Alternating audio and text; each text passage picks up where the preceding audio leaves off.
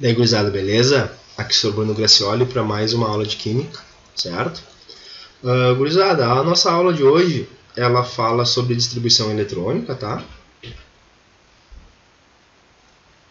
Ela vai ser, então, a aula 8 e 9 do caderno do aluno, do setor B. Ela começa na página 255 e vai até a página 256. Antes de mais nada, o senhor quer conversar com vocês sobre o entendimento dessas duas palavras, né? Distribuição e eletrônica. Distribuir, a gente sabe o que é, né? E eletrônica é a distribuição, então, dos elétrons, certo? Como é que funciona essa distribuição eletrônica? Ela fala, então, em distribuir elétrons em níveis e subníveis de energia, certo? A gente vai entender um pouquinho mais sobre isso, relembrando um pouco sobre o modelo atômico de Bohr. Os postulados, então, do Bohr diziam que o elétron se move em órbitas circulares, né, com energias fixas e quantizadas, certo, ao redor do núcleo. Essas órbitas circulares a gente chama, então, de camadas ou de níveis de energia, certo? Quando a gente fala de níveis de energia, esses níveis de energia são numerados, então, de 1 até o infinito. Hoje, a gente sabe, então, e a gente utiliza 7 níveis de energia para os 118 elementos químicos conhecidos até hoje, tá? A camada K aqui que vocês viram no ano passado, lá na distribuição eletrônica, em camadas, né, representa o nível de energia 1. A camada L representa o nível de energia 2, a camada M o nível de energia 3, o N o 4, o O o 5, o P o 6, o Q o 7. Quando surgir um novo elemento químico, nós teremos uma nova camada e um novo nível de energia, certo? O elemento químico que tiver número atômico 119 vai precisar de um novo nível de energia, certo? Lembra que esse infinito é o mais distante possível do núcleo atômico. Esse infinito é onde a interação entre próton e elétron acaba sendo inexistente, tá? Vamos adiante aqui. O átomo de Sommerfeld é um átomo que a gente não estudou quando nós estudamos os modelos atômicos, tá? Mas ele é um átomo, então, baseado na mecânica quântica, que afirma, então, que além das órbitas circulares que o Bohr propôs para nós, existem órbitas elípticas ao redor do núcleo. Ó, esse aqui é a camada K, certo? Uma órbita circular para um átomo. Quando eu tenho a camada L, eu tenho uma órbita circular e mais uma órbita elíptica. Quando eu tenho a camada M, eu tenho uma órbita circular e duas órbitas elípticas, certo? Estas órbitas elípticas, o Sommerfeld considera que elas são subdivisões, certo, dos níveis de energia. Portanto, se são subdivisões, são chamados de subníveis de energia, que são 4. O S, o P, o D e o F. Para a gente lembrar quais são os 4 subníveis de energia propostos por Sommerfeld, basta lembrar a frase: sem pão dá fome. Certo? Quando nós estivermos juntinhos aí na nossa sala de aula, o senhor fala outras frases um pouquinho mais engraçadas para nós. Certo?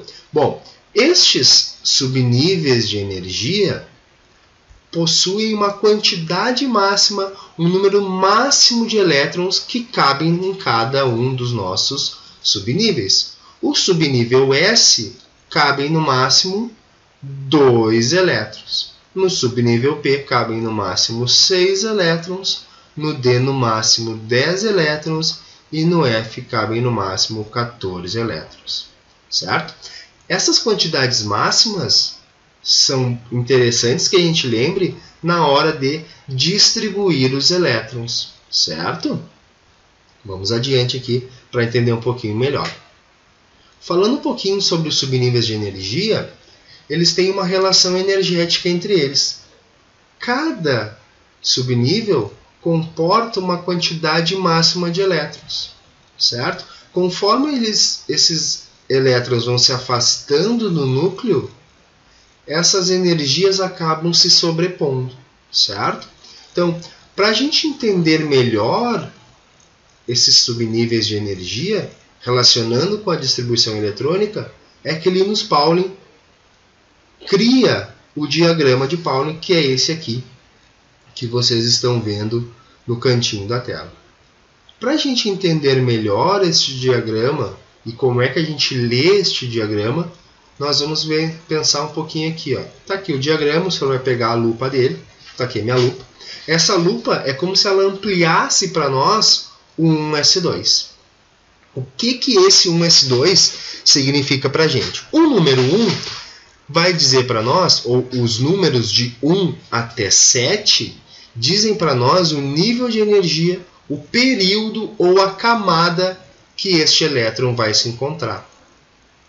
A letra, que pode ser S, P, D ou F, fala para nós em qual subnível de energia este elétron se encontra, certo? E o 2 é a quantidade máxima de elétrons para o subnível S.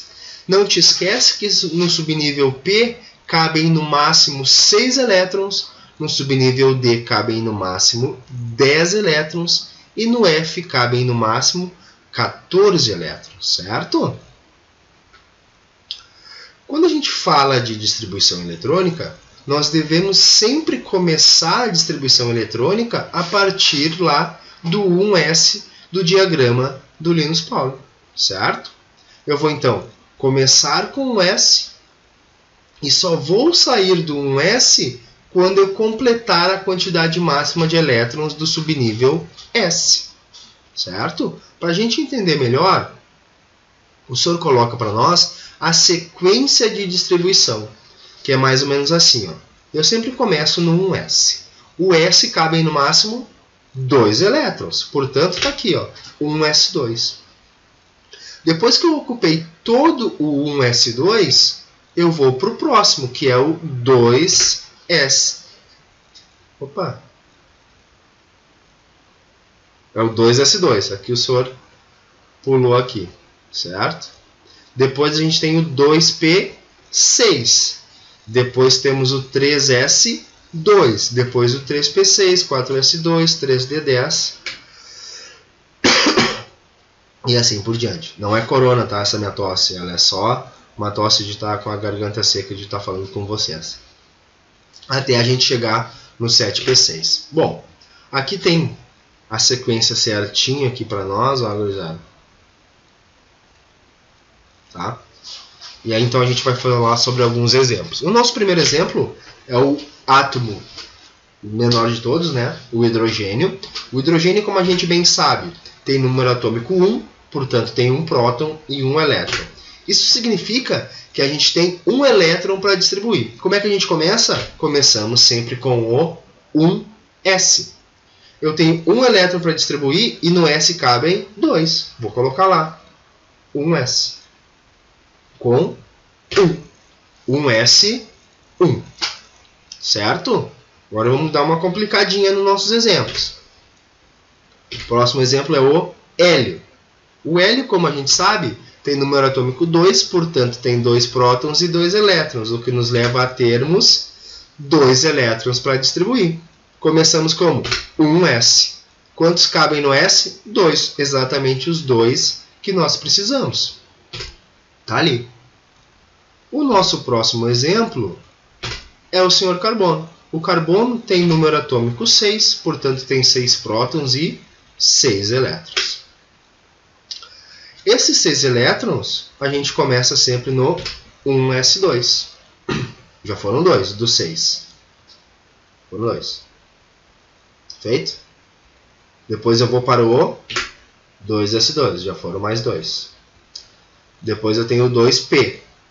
Com quantos? 2 elétrons. 2p com 2. Feito, gurizada. Ó, de novo. Começo no 1s2. Foram 2 elétrons. Depois eu vou para o 2s2, 4 elétrons. Depois chego no 2p. No P cabem 6, mas eu preciso só de 2. Então tá aí 2. Tá? Lembra que é o número máximo de elétrons. Eu posso ter menos, mas não. Certo? Vamos adiante. Distribuição eletrônica em íons. Lembra lá os íons, né? O cátion positivo perde elétrons numa boa. O ânion só recebe para depois ficar à toa. Tivo, positivo. O cátion positivo, positivo. O cátion positivo, mas o ânion é negativo. Falando no ânion, não te esquece que o ânion recebe elétrons. Portanto, a gente precisa adicionar elétrons ao átomo neutro, certo? Aqui o senhor está falando, ó, de camada mais externa. Aqui é o maior número da camada que vai aparecer para nós. Olha o nosso exemplo.